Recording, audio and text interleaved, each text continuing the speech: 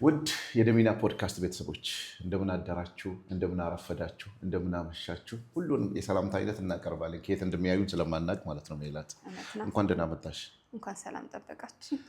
ሜላት በጣም ምንወዳት በጣም ማከብራት እህቴ በጣም በሚገርም ሁኔታ ቲክቶኮቿ ላይ ካፕሽኖቿ መጻፍ የሚወጣቸው ናቸው። ዛሬ ግን አግኝቻት በቃል ልታወጣው ነው ከካፕሽኖቿ። በጣም በሚገርመው ዘግይቶ ከማግባት በላይ የተሳሳተ ሰው ማግባት ሊያሳስብሽ ይገባል ይላል አንዱ ጽሁፍሽ። አዎ ምን ማለት ነው ሜላት? ማለት የፈለኩት ምንድነው መሰለህ? ዘግይቶ ማግባት ሰውን አይጎልም አይጎዳም። የተሳሳተ ሰው ማግባት ግን ይገላልም ይጎዳልም። እንዴት ያውቃሉ? ለምሳሌ ምርጫህን አታውቅም፣ ብዙ በፈጣሪ ነው። ግን ደግሞ እንደ ሰው ደግሞ የምታስተካክላቸው ወይም የምትገምታቸው ነገሮች አሉ። ለምሳሌ የኛ ማህበረሰብ አግቡ እንትን በሉ እንደዚህ በሉ ብሎ ሰውን ጀጅ አድርጎ ወዳልሆነ ህይወት ውስጥ ይከታል ከምታስበው የበለጠ። እንዲህ ስለ ትዳር የሆነ ተጠንቶ ምናምን እያልኩ አይደል። ግድ የለሽ ምን ያለው አይ ኖርማሊ እኔም በትዳር ህይወት ውስጥ ያለሁት ስለሆነ ትዳር ተጠንቶ ምናምን ሳይሆን ግን ደግሞ የምታያቸው ነገሮች አሉ በውጭ እንደ ሰው ብዙ የምትገምታቸው ነገሮች። ለምሳሌ ረጅሙን ጉዞ አብረ የምትጓዘው ሰው ነው ያ ሰው ማለት ነው። በቃ ረጅሙን ጉዞ ነው አይቆምም ያ ጉዞ። ግን አይገርምሽም? ሙቀት እኮ ነው የምናገባው። ያንን ሰው መውደዱ፣ ማፍቀሩ፣ አብሮ መዝለሉ፣ መሳሳሙ ሌላውን አናይም። ወይ ደግሞ በማህበረሰቡ ውስጥ ልክ ያንቺ ጥቅስ እንደሚለው አንቺ አላገባሽም እንዴ ምን ነው የምትጠብቂው? ጓደኞችሽ አገቡ እኮ፣ የሰው ሰርግ በልቻ ያለው እኮ። እነዚህ ነገሮች ለዚህ ለጽሁፍሽ ግፊት አልሆነም? እውነት ነው። አሁን ማለት የፈለኩት ምንድነው አሁን ሰሞኑን የምንሰማቸው የሴቶች ጉዳዮች አሉ። እነዛ ነገሮች አሁን ብዙዎቹ የሚመጡት አንዳንድ ሰዎች ባለማግባታቸው ያልሆነ ነገር ላይ ይወድቃሉ። በግፊት ትዳር በግፊት ሳይሆን በፍላጎት ያም ሰው ፈልጎ ይህም ሰው ፈልጎ ማለት ነው። ስለሆነ ሀሳቤ ያን መግለጽ የፈለኩት የተሳሳተ አዎ።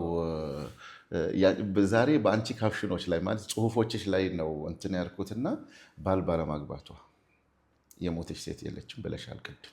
አዎ ምን ማለት ነው? ባል ባለማግባቷ የሞተች ሴት የለችም። በምድር ላይ ባለማግባቷ የምትሞት ሴት የለችም። ግን አግብታ ባልሆነ ሰው ግን የምትሞት ሴት አለች። ምን ማለት ነው? ማለት የፈለግኩት ምንድነው ወይኔ ሳላገባ ተብሎ የሚበላሽ ህይወት የለም ማለት። ትዳር የፈጣሪ ስጦታ ነው። ፈጣሪ አንድን ሰው በምን ትዳር መያዝ እንዳለበት የሚያውቀው እሱ ነው፣ ማንን ለማን እንዳዘጋጀ። ለምሳሌ በኢትዮጵያ ኦርቶዶክስ ሁለት ሀሳብ አለ። ሰው ሁለት ነገር አለው በምድር ላይ ሲኖር፣ አንድ ያገባል፣ ሁለት ደግሞ ይመነናል፣ ወደ እምነቱ ይሄዳል። ስለሆነ ያ ፈጣሪ በምንኛው እንደሾመ አታውቅም። ስለሆነ ግዴታ ካላገባው ብለህ ያልሆነ ሰው ላይ አትወድቅ። ስትሾም ይሆናል፣ ካልሆነ ደግሞ ሳይሆንም ይኖራል። ችግር የለውም። አግብታ የሞተችስ? በማይሆን ሰው እጅ ላይ የሞተች ሴት አለች። በትዳሯ የሞተች ሴት አለች። ምን ሰማቸው አሁን ስለ ሴት የሚደርሱ በደሎች አሉ። በጥቃት ምክንያት በጥቃት ማለት ነው። ጥቃት የሚደርሰው በትዳር አጋራቸው አለ። በሱ ላይ ትንሽ እስቲ ሰፋ አድርገሽ የምትይን ነገር አለ? በተለይ ይሄ መጨካከኑ ለምን እንደመጣ በተለይ ሴት ልጅ ላይ ደግሞ በሚወዱት ሰው ነው ብዙ ጊዜ እንደዚህ አይነት ጭካኔ የሚፈጠረው፣ በሩቅ ሰው አይደለም። እና በዚህ ላይ እንደ አንዲት በዚህ ጉዳይ ላይ ምንም አሁን አስተያየት መስጠት ይከብደኛል። ለምንድነው በቦታው ላይ የለሁበት። ለምሳሌ እኔ በትዳር ዓለም ውስጥ ብኖርም አሁን ሴቶች ላይ የሚደርሰው በደል እኔ ላይ ስላልተደረሰ ድረስ እዛ ቦታ ላይ ቆሜ ማውራት ይከብደኛል። ሀሳቡን ነው እንጂ እሱማ አልደረሰብንም። ግን ቢሆንም ሀሳቡ ውግዝ ነው። ሀሳቡ እንግዲህ አላውቅም። እኔ ወንዶቹ ካገቧት በኋላ ያሙላ በደል ማድረስ የሚችል ስብና ያውም የልጆቻቸውን እናት ምናምን በጣም ይከብዳል። እንደዚህ አይነት እንኳን መግደል አይደለም ቀና ብሎ ማየት ይከብዳል። ለምን የእሱን ዘር ለመተካት ምን ያህል አጥንቶች ሰብራ እናት እንደምትሆን እንግዲህ እኛ ባንወልድ በእናቶቻችን እናውቃለን። የምንረዳው ነገር አለ። ሴቶችም ደግሞ ወንድ ላይ አሁን እየመጣ ያለው ጥላቻ ከምን እንደደረሰ አላውቅም። በጣም ወደው አባት አለኝ፣ በጣም ወደው ወንድም አለኝ፣ በጣም ማፈቅረው ባል አለኝ። ስለሆነ ወንዶች ብዬ ጠቅልዬ መናገር አልችልም። እውነት ነው። ብዙ ሰዎች በተለያየ መንገድ ነው የሚገናኙትና በተሳሳተ ስልክ እድለኛ ከሆኑ ሴቶች አንዷ አንቺ ነሽ አይደል? የተሳሳተ ስልክ በተሳሳተ ስልክ የታደሉ ሰዎች። እስቲ ስለተሳሳተው ስልክ እናውራ። ኦኬ ባለቤቴን ያገኘሁት በተሳሳተ ስልክ ነው። አጋጣሚ አንድ ጓደኛ አለኝ፣ እሱ ጋር ቀጠሮ ነበረን። እዛ ቦታ ላይ ለመግባት ስደውል የመጨረሻ ቁጥሮች ተቀያየሩብኝ።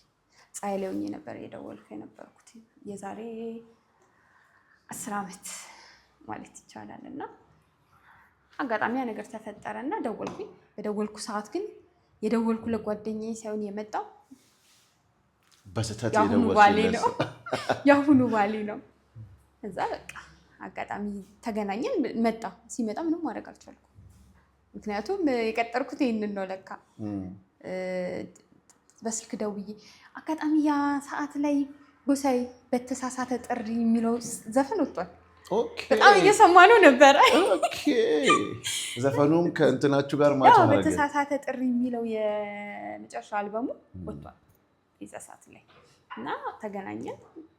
በቃ እዛው ቦታ ላይ ሻይ ቡና አልን። ፈጣሪን ያገናኘን መልካም ጊዜ ምናምን ተባብለን ስንገናኝ ጳጉሜ 5 ናት። ነገ አዲስ ዓመት ነው ስለሆነ በጠዋት እንኳን አደረሰሽ ብሎ ቴክስት አደረገልኝ። ከዛ በዛ ንግግር የቀጠለ ህይወት ዛሬ ወደ ትዳር ተመርቶ ዛሬ ላይ ደርሰናል። ስለዚህ ያን የተሳሳተ ስልክሽን በጣም ወደድሽዋ? በጣም በተሳሳተ ውስጥ ለካ እውነት ይገኛል። ለሰው ልጅ ነው ስህተት እንጂ ፈጣሪ የማገናኛ መንገድ። አንዳንድ ጊዜ ምን ሆነሽ ነው ተሳስተሻል እህቴ ብሎ እኮ መዝጋት ይችላል እንዴ? በደንብ እኔም ደግሞ የሆነ ከመጣ በኋላ እንዴ ምናምን ብዬ ብሎክ ማድረግ ይችላል። ይቅርታ አንተን እንደ ከየት መጣ ምናምን እንዴት እንደዛ አያችሁ። አንዳንድ ጊዜ እንዴት እንደዛ አላልሽም? ሰው አዲስ ፈጣሪ ነው የሚያውቀው። አላውቅም። ይሄን ኢሹ ታነሱታላችሁ፣ አንስታችሁ ታውቃላችሁ? ስትገናኙ አሁን አንዳንዴ ታወሩታላችሁ? ጓደኞቻችን ጋር ምናምን ስንሆን እናወራዋለን። ምክንያቱም እሱም በራሱ ድሪም የሚያደርጋት ሴት ትኖራለች፣ እኔም በራሴ ደግሞ ድሪም ማድረጋው ወንድ ይኖራል። ገብተዋል። ከዛ በፊት ግን የሆነ ተጠናንተ ምናምን አይደለም። ለምሳሌ የሆነ አይን ሰውን ወደኸው እንደዚህ ምናምን ነው ወደ ፍቅር ቤት የምትገባው። ድንገት ግን ወደ ፍቅር ቤት መግባት በጣም ይከብዳል። ደስ ይላልም በጣም ይከብዳልም። በነገራችን ላይ በጣም በሚገርመው በዚህ በትዳር ዓለም ውስጥ እንደዚህ ካልኩሌሽን ማስቀመጥ አትችይም። ለምሳሌ እኔ እንደአማካሪ የወደድሽውን ሰው ካወቅሽው በኋላ ትንሽ ስለ ሰፈሩ፣ ስለ ቤተሰቡ፣ ስለሱ፣ ስለ አቋሙ፣ ስለ ሱሱ፣ ስለ ሁኔታ እወቁ እንላለን። አንዳንድ ጊዜ ግን እንዲህ በተሳሳተ ያገናኝና ከዛ በኋላ ነገሮቹን ባልጠበቅሽው መንገድ ወደ ትክክለኛው መንገድ ይመጣል። አንዳንዴ በትክክለኛው መንገድ የምትወው ግን የተሳሳተ ይሆናል። ስለዚህ የተሳሳተውን በጣም ወደነዋል። ስለዚህ የተሳሳተ ስልክ ሲደወል ባካችሁ ያላገባችሁ በትህትና አውሩ አይደል? በደንብ በትህትና ካወራችሁ የተሳሳተ ስልክ ውስጥም በረከት አለው ማለት ነው። ምንም ጥያቄ የለውም። ይሄን ጥያቄ እንዴት መሰለሽ አሁን ደግሞ ማንሳት የፈለግኩት አሁን ያላገቡ ብዙ ስለ ሴትና ስለ ወንድ ሜይ ቢ እንግዲህ ሶሻል ሚዲያው አጉልቶት ይሁን ለምን እንደሆነ አይገባኝም። በጣም ስለ ሴት ጽንፍ ይወራል፣ ስለ ወንድ ጽንፍ ይወራል፣ ስለ ማግባት ጽንፍ ይወራል፣ ስለ አለማግባት ጽንፍ ይወራል። አሁን ወደ ትዳር ሊገቡ ያሉ ታናናሽ እህቶቻችንና ወንድሞቻችን አሉ። ምንድነው ማድረግ ያለባቸው? እኔም ትዳር ውስጥ ነው ያለሁት፣ አንቺም ትዳር ውስጥ ነው ያለሽው። ምንድነው ማድረግ ያለባቸው? የምታያቸው ነገሮች አሁን በየሚዲያው እያየሻቸውን ጽንፎቹን ምንድነው ማድረግ ያለባቸው ብለሽ ታስቢያለሽ? ለምሳሌ አሁን የሚባለው ጥሩም መጥፎም ነገር ማለት ነው አጠገባችን ያለው ሰው ስብዕና ይወስነዋል። ለምሳሌ በባላቸው የሚመቱ ሴቶች አሉ። ስለሆነ ትዳር መጥፎ ነው ማለት አልችልም። እኔ በባሌ ተከብሬ የምኖር ሴት ነኝ። ባሌ ለእኔ መከበሪያ ማለት የትም ብሄድ በኩራት ከጎኔ የሚቆም ሰው አይ ወንድ ልጅ ምናምን ብዬ ጀጅ ማድረግ አልችልም። እኔ ስማር ዛሬ ሜላት እዚህ ጋር ለመድረስ ዋጋ የከፈለልኝ ቤተሰብ፣ ወንድም፣ አባት አለ። ስለሆነ ወንዶችን ጀጅ ማድረግ አልችልም። ግን አጠገብ የሚሆነው ሰው ስብዕና ይወስናል እና መጥፎ ስብዕና ያለው ወንድ አለ፣ ጥሩ ስብዕና ደግሞ ያለው ወንድ አለ። ስለሆነ ምርጫችን ላይ ነው ቁም ነገሩ እንጂ ወንድ ሴት ማለት አንችልም። ለምሳሌ ብዙ የሚያስቀኝ ነገር አለ። ሴት ልጅ እንዲህ ናት፣ ገንዘብ ትወዳለች፣ ሴት ልጅ መጥፎ ናት ምናምን ይሉህና ግን እናታቸውን በጣም ይወዳሉ። እህታቸውን በጣም ይወዳሉ። በቃ ያው ሴት አሁን እዚህ ጋር እናትና እህታቸው ጥሮች ናቸው፣ ግን ውጭ ያለችዋን ሴት ለብቻ ለይተው መናገር አይቻልም። ግን ስብዕናው የአንድ ሰው ስብዕናው ነው። ስለሆነ የምንናገራቸው ነገሮች የአንድ ሰው ስብዕና ነው መሆን ያለበት እንጂ ጠቅልለን ወንድ ሴት ብለን መናገር አንችልም። ወይም ደግሞ ትዳር የሚለውን ትልቁን ተቋሙን መንካት አንችልም። አዎ አንዳንድ ጊዜ እንደውም ምንድነው ልታገቢ አይደለም ለወንድ ፊት አትስጭው። ኧረ ይሰጠዋል በደንብ እንዴ! ለምን ይሰጠዋል? እነዚህ አባባሎች አሉ። አንዳንድ ጊዜ በጣም አሁን ያለንበት ዘመን 21ኛው ክፍለ ዘመን የሚዲያ ዘመን ነው። የሶሻል ሚዲያ ዘመን ነው። ድሮ ሜይንስትሪም ነው፣ ቲቪ፣ ሬዲዮ እና ጋዜጣ ብቻ ነው ያለው። አሁን እያንዳንዱ ሰው እጁ ላይ ጋዜጠኛ ነው። ስልክ ይዞ ነው የሚሄደው፣ የፈለገውን ነው የሚናገረው። ወንድ ያስከፋት ሴት ትወጣና ወንዶች እንደዚህ ናቸው ትላለች። ሴት ያስከፋው ወንድ ይወጣና ደግሞ ሴቶች እንደዚህ ናት። እነዚህ ነገሮች ግን ለማያውቁ ሰዎች እውነት ይመስላል፣ ቦታው ላይ ለሌሉ ሰዎች ማለት ነው። በዚህ ጉዳይ ላይ ነው እንጂ ሀሳቡን ያልኩት። አንድ ቦታ ላይ ምን ብለሽ ጽፈታል? ሴት አይደለሽም እንዴ ሀብታም ሆነሽ ሀብታም አግብተሽ ቁጭ አትይም አይነት ነገር። ሀብታም መሆን ነው እንጂ እኔ ሀብታም ወንድ ማግባት አይደለም አላማዬ ይላል። እኔ ለምሳሌ ቤተሰብ ለእኔ ዋጋ ከፍሏል። ሜላት እዚህ ጋር ለመድረስ ያስተማረኝ ጥሩ ሰው እንደሆን ያበላኝ፣ ያጠጣኝ፣ ያለበሰኝ ጠንካራዋ ሜላት ለማየት እንጂ ሀብታም አሳድጄ እንዳገባ አይደለም።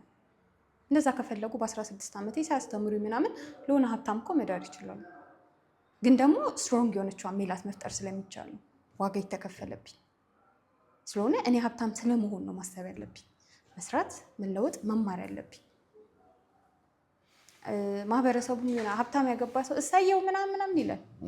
የሆነ ዳህና ያገባውን ደግሞ ጀጅ የሚያደርግበት መንገድ አለ እና ከማህበረሰቡ የመጣ ነገር ስለሆነ ወደፊትም በቃ አሁን ማለት ምርጫዬም እንደዛ ነው። ሀብታም ማግባት ሳይሆን እኔ አሁን ዛሬ ሜላት ጥረቷ ሀብታም እንዴት መሆን እንደምችል መስራት የምችል ሜላት ናት እንጂ ሀብታም ለማግባት አይደለም። ከሌለው ተይው የሚባል አባባል መጥተዋል እኮ። አሁን ምን ያደርግልሻል? ልትማቅቄ ነው እንዴ? ከሌለው ተይው አብሮ አይገኝም። እናት አባቶቻችን መሬት ተኝተው በጣም በቃ የድህነትን ጥግ አይተው ዛሬ እኮ ጥሩ ላይፍ ላይ ናቸው። ስለሆነ እኛም አብረን የማንጥርበት ምን መንገድ አለ? አብረን ጥረን ከሰራን በደንብ እንለወጣለን። በቃ አብሮ መስራት አብሮ መጣሩ ላይ ነው ትልቁ ቁም ነገሩ። እኔ ደግሞ አልሰራውበትን ወይም ደግሞ ያልለፋውበትን መብላት አልፈልግም።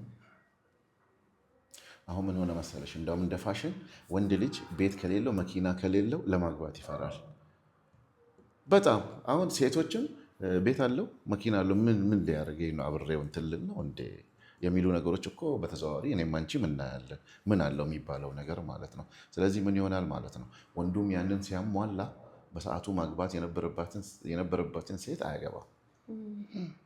እንትን የለኝም ብሎ ለማግባት ይፈራል። አቅም የለኝም ከዩኒቨርሲቲ ግራጁዌት ነኝና ማን ያገባኛል ይሉኛል። አሁን ሴቶቹ ደግሞ ምንም ከሌለው ምንድን ነው እውነታቸውን ነው። ምንም የሌለው ሰው ማግባት ሳይሆን ጥረት ያለውን ሰው ነው ማግባት ያለባቸው። በዚህ ጉዳይ ላይ አንቺ ምንድን ነው የምትይው? ቤትና መኪና ነበረው እንዴ? ኧረ የለውም። ምን አለ መሰለህ፣ ቅድም ያልኩህ ይሄንን ነው። ብዙን ጊዜ አጥንተን የምንገባው ቤትና መኪናውን ነው፣ ሀብቱን ነው፣ ስብናውን፣ መልካምነቱን፣ ፈሪሃ እግዚአብሔርነቱን። ይሄ ነው መጠናት ያለበት። እኔ አሁን ይሄ ማህበራዊ ድረገጽ ላይ ቤት ከሌለው መኪና ከሌለው ምናምን ኮንተንት ነው የሚመስለኝ። ሪያሊቲ ያቺ ሴት አታረቀውም። ምክንያቱም እኔ የማውቀው ሰው አካውንትሽ ላይ ስንት ብር አለ ምናምን ስትባል 4 ሚሊዮን ብላ እኮ ለእኔ ደውላ 200 ብር አለሽ የተባልኩበት አለ። ተረዳኋ። እና ማህበራዊ ድረገጽ ላይ የማይኖር እውነት ነው ያለው። ስለዚህ ኮንተንት ነው እንጂ አትፍሩ ነው። ምንም አያስፈራም። 4 ሚሊዮን አለኝ 4 ሚሊዮን አለኝ ከዛ 200 ብር ሜላት 200 ብር ላኪልኝ። በጣም ከባድ ነው። ስለሆነ ይሄ የምናየው ማህበራዊ ድረገጽ ላይ ያለው የማይኖር እውነት ነው። የሚኖር አለ ደግሞ የማይኖር አለ። ስለሆነ እዛ ላይ ያየነውን ሁሉ መቀበል የለብንም። በዚህ ግን በመግባባት በዚህ በሪሌሽንሺፕ በግንኙነት ዓለም ውስጥ ሶሻል ሚዲያ ላይ የምናያቸው አስመሳይ ውሸቶች አሉ። የሌለ ማለት ነው። ካፕልም ሆነው የሚሰሩ ቅድም እንዳልሽው በ4 ሚሊዮን እና 200 ብር እነዚህ አይነት ነገሮቹ ማህበረሰቡ እንዴት ይረዳው? አሁን ይሄንን እውነት ብለው ከሚረዱ ሰዎች ናቸው እየተረበሹ ያሉት። ማህበራዊ ድረገጽ ለአንዳንድ ሰዎች ያው እንጀራ ነው፣ ለተመልካቹ ደግሞ መዝናኛ ነው። ስለሆነ ያንን እንደ መዝናኛ ነው የምታየው። ቲያትር ስታይ ለምሳሌ ቲያትር ላይ እዚህ ጋር የሆነ ሀብታም አለ፣ እዚህ ጋር የሆነ ድሃ አለ። በሁለቱም ተዝናንተ ነው የምትወጣው። አስመስለው ስለሚሰሩ በቃ ማህበራዊ ድረገጽም ያ ነው። ምንም አዲስ ነገር የለውም። ለምሳሌ የማውቀው ሰው ወይ አብረን ግራጁዌት ያደረግን ወይም አብረን የምንሰራ ሰዎች የራሳቸውን ኮንተንት ይዘው የራሳቸውን የሚሰሩት ነገር አለ። እነሱ የሚሰሩት ሁላ እውነት ነው ብዬ የምቀበል ሰው አይደለሁም። ስለምታውቂያቸው እውነታውን ስለማቅ ማለት ነው። ስለሆነ ያው ብዙም ጊዜ ከኮንተንት አንጻር ነው የማየው። ስራ ነው፣ ስራቸውን ይስሩበት። ግን ወደ እኔ ህይወት አላመጣው። እውነትም ቢሆን እኔን አይመለከተኝም። ይሄንን እውነት ነው ብሎ የሚወስዱ እኮ ሰዎች አሉ። ሚዲያ ሁሌ እውነት የሆነላቸው ሰዎች። ዓለምን አንዱ የዓለምን መዘውር ከሚዘውሩ ነገሮች አንዱ ሚዲያ ነው። አቅራቢው ለሱ እንደሚመች ነው የሚያቀርበው። ለተቀባይ ግን እውነት እኮ ነው። እንዴት አባቷን የተመቻት ሜላት እንዴት አይነት ኖሮ ነው የምትኖረው ይላሉ። ሪያሊቲው ግን እሱ አይደለም።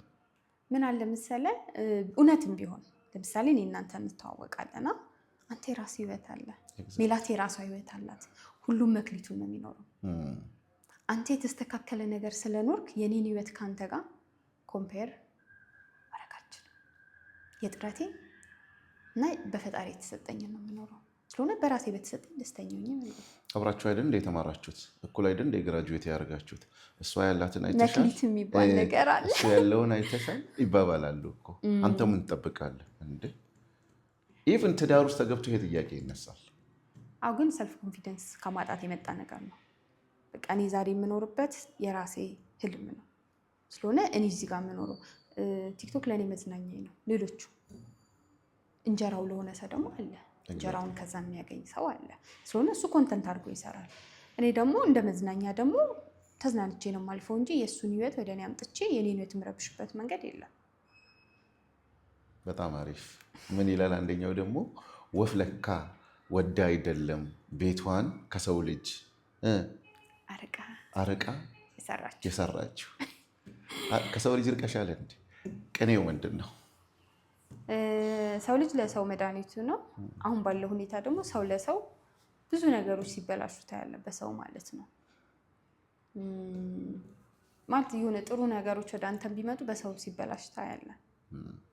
ወይም ደግሞ ሰዎች ሚዛንህን ሲያዛቡ ታያለ። እና ያ ነገር የሰዎችን ሜንታሊቲ በሰው ተበደለሻል እንዴ? ከባድ ቃል እኮ ነው። በሰው ያልተበደላለ ሰው ከሆንክ እንኳን ሰው እንስሳ ራሱ በሰው ተበድሏል። እንኳን ሰው ለምሳሌ አንድ ውሻ መንገደኛ እየሄደ ድንጋይ አንስቶ የሚመታው ማነው? ሰው በደሉ። ግን አለገና ውሻ ስለሆነች ብቻ ምንም እኮ አላረገም። እየሄደ ነው መንገዱ። ተረዳኋና ሰው ያው ከሰው ሰው መሀል የሆነ ነገር ይፈጠራል። ስለሆነ ሰዎች ስለጎዱ ምናምን ሳይሆን አንዳንዴ እዚህ ጋር ካፕሽን ማድረጋቸው ቲክቶክ ላይ የምኖራቸው ህይወቶች አይደሉም። እንትኑን ሀሳቡንም አለ፣ ያንንም ደግሞ ትምህርት ሆኖ እንዲያልፍ የሚፈልገው ነገር አለ። እንዴት እናርቀው ታዲያ? እንደ ወፊቷ እንራቅኛ ራቅ አድርገን እንስራው፣ ሰው እንዳይደርስ አንጠልጥለን ዛፉ ላይ ደስ ይለኛል። ከሰው ርቀንም አንችልማ። ለሰው ሰው መድኃኒቱም ነው መርዙም ነው። ያው ከሰው ጋር ስትኖር ባውንደሪ መኖር አለበት እና መስመር ነው። ምሳሌ እኔ አንተን መስመር ካልነካ አንተ እኔን መስመር ካልነካክ ተከባብረን እንኖራለን። ያ ሰው መስመርን አልፎ ሲመጣ ነው ችግሩ። አሁን ከሰው ተበድዬ ያልተበደልኩ ምናምን ሳይሆን በቃ ሰዎች ስንባል ከባድ ፍጥረቶች መሆናቸው ሀሳቡ እና ሌሎችንም እንዲያስተምር ነው። መብትና ግዴታ እንዴት ነው የምታየው አንቺ? እኔው ለምሳሌ መብቴ ነው የሚባል ነገር ትዳር ውስጥ የለም ብዬ ከሚያምኑ ሰዎች ነኝ እኔ። አሁን አንዳንድ ሰዎች ምንድነው መብት የሚባል ነገር አለ ይሉኛል። እኔ አጋርነት አብሮ መኖሩ መቻቻሉ ጋር ነው እንጂ መብት እኔ የተለየ መብት የለኝም በቤቴ ላይ። እንጃ ትዳር ላይ መብት ግዴታ የሚባል ነገር አለ? የጋራ ህይወት ላይ መብቴ ነው፣ መብቴን መጠበቅ አለበት። እኔም መብት አለኝ። አስቤው አላውቅም። ስለዚህ አታምኝበትም? አስቤው አላውቅም። መብት ግዴታ አለ የሚል ያው አንድ ትዳር ውስጥ አንድ ሴት ግዴታ እንዳለባት አውቃለሁ። ለምሳሌ ባሏ እንዲኬር ማድረግ ያለባት መንገድ አለ። ለባሏ መገዛት ላይ እስኪ የዚህ ዘመን ትውልድ አይፈልግ እቺ ነገር መገዛት ምትላን ቃልና በጣም ነው የምገዛው። በጣም ነው የምትገዢው። ሴት ልጅ ለባል መገዛት አለባት ብለሽ ታምኛለሽ? ምን ማለት ነው? መገዛት ማለት ምን ማለት ነው? አንዳንዴ ከሃይማኖታዊ ነገር አንርቅ፣ የፈለገ ብንሰለጥን ማለት ነው። እና ፈጣሪ ምን ብሏል? ባል ሚስቱን ይውደዳት ብሏላ። ወንዶች የመውደድ ችግር ስላለባቸው ማለት ነው። ወንዶች ጉዳችንን ስሙት። ሴት ደግሞ የመገዛት ይሄ የማክበር ችግር ማለት ባልና ሚስት ሆነ አንድ ቤት ውስጥ ስትገባ በቃ የኔ ነው የሚለው ስሜት አለ አይደል? ያ ነገር ይመጣና ከዛ አንገል በመገዛት ውስጥ እኔ በጣም ለባል የምገዛ ሴት ነኝ። በመገዛት በጣም አምናለሁ። መገዛት ማለት ይሄ መጥፎ ነገሮችን ችሎ መኖር ምናምን አይደለም። መገዛት ማለት ለባል ማገልገል ማለት ነው። ባሌን በደንብ ነው የማገለግለው። ማገልገል ስለ የእሱን ምግብ የሚስማማው ምግብ መስራት፣ የእሱን ልብስ ማጠብ፣ የእሱን ቤት ማጽዳት። ወልደህ ማሳደግ ራሱ እኮ የእሱ ዘር ነው አይደል? ማገልገል ይላሉ። ሜላት በጣም በሚገርመው ለምንድን ነው የምገዛው? ለምንድን ነው የእሱን ምግብ እኔ እኮ ሰራተኛ አይደለሁም የሚሉ አሉ። ይሄን የሚቃረን ትውልድ ነው የመጣው። አምንበታለሁ እኔ። ሴት ልጅ ለባሏ በተገዛች ቁጥር ቤቷ ጥሩ ነው የሚሆነው። ነገር ግን ይህንን አይቀበልም። የማይቀበሉ ደግሞ አሉ የተወሰነ። በተለይ ፋሽን የሆነ መገዛት አለባት ሴት ልጅ ለባሏ ትገዛለች። መጽሐፉም ያዛል። ገብተዋል አይደለ? ሴት ለባሏ መገዛት አለባት እና ግዴታ አሁን የማይባል ግዴታዎች በቃ ያው እንዳልኩ ነው። ለባል መሆን ያለበት አለ። ባል ደግሞ ለሚስቱ የባልነት ግዴታ አለበት። ለምሳሌ ሚስቱን ማክበር ካለበት፣ ቤቱን መሙላት ካለበት እንደ ባል ማድረግ ያለበት ግዴታው ነው። ገብቶሃል አይደል? ሴት ልጅም ደግሞ አርግዛ የመውለድ ግዴታ አለባት። ቤቷን ዴኬር ባሏን ዴኬር ማድረግ ግዴታ አለባት። ስለሆነ ይሄ ግዴታ ነው። መብት በሚባለው ቦታ ላይ ግን የጋራ መብት ነው ያለው ቤት ውስጥ። እውነት ነው፣ የጋራ መብት ነው እንጂ የግለሰብ መብት አይደለም። ኦልሬዲ የግለሰብ መብት ከመጋባት በፊት ነው እንጂ ከተጋቡ በኋላ እኮ አንድ ቤት እስከገቡ እስከኖሩ ባልና ሚስት እስከሆኑ ድረስ የጋራ መብቶችና የጋራ ግዴታዎች ነው ያለበት። ያ ሁሉም የጋራ ነው። የግል የሚባል ነገር የለም። ግን አሁን የምልህ ነገር የኔ ሀሳቤ ነው። ግዴታ ተቀበለው የምለው አካል የለም። ምንድነው አሁን የሆነ ሀሳብ ይነሳና የኔን ሀሳብ ተቀበል በግድ የሚል ሀሳብ የለኝም። በቃ ይሄ ለእኔ አይምሮ ልክ ነው፣ ይሄ ደግሞ ልክ አይደለም የሚል ደግሞ አካል ይኖራል። ግን የራሳችን ሀሳቤ ነው። በእኔ ሀሳቤ ግን ልክ ነው። ሴት ልጅ ለባሏ መገዛት አለባት። ሴት ልጅ ለባሏ መገዛት አለበት። ባል ደግሞ ሚስቱን መውደድ አለበት። ስለ መውደድ ትንሽ ታወሪ። እኛ ወንዶች መውደድ ላይ ነው ችግራችን ብለሽ ጠቅ አድርገሽናሉ። አዎ እንደዛ አይደል የሚባለው? ሚስት ባሏን ታክብር። በኢትዮጵያ ኦርቶዶክስ ቤተክርስቲያን እምነት ተከታይ ስለሆንኩኝ ባል እንደ ክርስቶስ ነው፣ ሚስት ደግሞ እንደ ቅድስት ቤተክርስቲያን ናት። ክርስቶስ ለቤተክርስቲያንን ቤተክርስቲያን ለክርስቶስ ትገዛለች። ተረዳሁ። ሚስት መገዛት ነው ያለባት፣ መገዛት አለባት። ክርስቶስ ደግሞ ለቤተ ክርስቲያንን ይወዳታል። ስለዚህ ወንድ ልጅ መውደድ ነው ያለበት፣ መውደድ አለበት። ገብቶሃል አይደለ? የመውደድ ችግራችንን ነው ማስተካከል ያለብን። አዎ መውደድ ምንድነው? ያው የወንድ ልጅ ብዙ ጊዜ የፍቅር እንትኑ የሆነ ይቀያየራል፣ እንዳየሩ ማለት ነው። ሲቹዌሽናል ነው። አዎ የሆነ ሰዓት ቀዝቃዛማ ይሆናል፣ ከዛ ደግሞ ሞቃታማ የሚሆንበት ጊዜ አለ። ለዛ ነው ወንድ ልጅ የመውደድ ችግር አለበት፣ ሴት ልጅ ደግሞ የማክበር ችግር ስላለባት ነው። ለምን የኔ ነው ብላ የሆነ ወንድ ስታምን የሆነ ንጉስ እንዲሆን ይችላል ምናምን አንተ ምናምን ብላ ልታወራው ትችላለች ባሏን። ግን የሆነ ሰዎች የሚያከብሩት ወይ የሀገር መሪ ምናምን ሊሆን ይችላል ያ ሰው ማለት ነው። ስለሆነ የማክበር ችግር ነው እና እንደዛ ነው። በትክክል እኮ ነው። ይሄ በሃይማኖት ውስጥ አለ። ለምሳሌ በማንኛውም ሃይማኖት ውስጥ እንደዚህ ነው። ለምሳሌ በእስልምናም ጥሩ ሚስት ማለት ለባሏ የተገዛች ናት። ጥሩ ሚስት ማለት ባሏን ያከበረ፣ ጥሩ ባል ማለት ለቤተሰቡ ደግሞ የተገዛ ነው፣ ያከበረ ነው፣ የወደደ ነው። ጥሩ ማለት ለቤተሰቡ ጥሩ የሆነ ይላል። ይሄ መገዛቱ ሃይማኖቱ በሁለቱም በኩል ያስቀምጣል። በሁለቱም በኩል ግን እንደ ፋሽን መጣና ሰው ለምን እንዴት መብቴ ነው። አንዳንዴ በስራ ይገልጹታል። ስራ ትዳርን አይገልጽም። እንጀራ መጋገር የሚችል ወንድ አለ፣ ወጥ መስራት የሚችል። እኔ ወንድሞቼ በጣም ጎበዞች ወጥ ይሰራሉ እንጀራ ካለኔ በስተቀር፣ እኔ ነኝ ሰነፍ። ይሄ ማለት ግን የሴትና የመብት ጥያቄ አይደለም እና በጣም የሚገርም ነው። እንትኑን እንዴት ነው ወቀሳና ይቅርታን እንዴት ነው የምታዩ? ወቀሳና ይቅርታን ነካ አድርገሻል እንትንሽ ላይ ለምሳሌ የትኛው ኮንተንቴ ላይ አገባሻለሁ ያለ ሁሉ ባላ አገባሽ ከባልሽ ሆድ አንትባባሽ ለምሳሌ አሁን በሴቶች ላይ የሚደርሰው ነገር አለ እና ደስ የሚል ህይወት ላይ የሚኖሩ ሴቶችም የሆነ ተያያዝን የሚል እምነት ኖሯቸው ውጭውን እየፈለጉት ነው፣ ከዛ ትዳር ውስጥ መውጣቱን ማለት ነው። እና ውጭ ያለው ነገር እንደሚወራው ነገር አይደለም። ለምሳሌ አንድ እናት ብቻዋን ልጅ የምታሳድግ ብትጠየቅ ብዙ ስትራግል እያሳለፈች ሊሆን ይችላል። እና ውጭ ያለው ይሄ ትዳር ጥሩ አይደለም መጥፎ ነው ታይ በቃ ብቻሽን ምናምን የሚለው አገባሻለሁ ያለ ባል ነው። እቤት ያለው ህይወት ደግሞ ከባልሽ ወደ አትባባሽ የተባለው ነው። ገባህ አይደል? ስለሆነ ደስተኛ ህይወት የሚኖር ሰው ስለ ትዳር መጥፎነት በተባለ ቁጥር ልቡ መነሳት የለበት፣ በደስታ መኖር ነው ያለበት። ስለሆነ አገባሻለሁ ያለ ባል አያገባሽ፣ ከባልሽ ወደ አትባባሽ። በነገራችን ላይ እኮ አገባሻለሁ ያለ ሁሉ አያገባሽም። እውነት ነው። በትክክልም እኮ እውነት ነው። ሲመኝሽ የነበረ ሌላ ሰው ነው፣ ግን ፈጣሪ የጻፈልሽ ሌላ ነው። እሱም አለ። ስለዚህ አሁን ምንድን ነው መረዳት ያለባቸው፣ አንዳንድ ጊዜ ቲዎሪዎች እንትኑን እያጠፉብን እየመጡ ነው። የላይፍን እውነተኛ የምናየው የምንሰማው ነገር እና የምንሆነው ነገር እየተለያየ ስለሆነ እስቲ በስተመጨረሻ ላይ ሰዎች ከሰው ጋር ለመኗኗር ወደ ትዳርም ለመግባት ምንድን ነው ማድረግ ያለባቸው? እንደ ሜላት የራስሽን ሀሳብ ነው የምትገልጪው።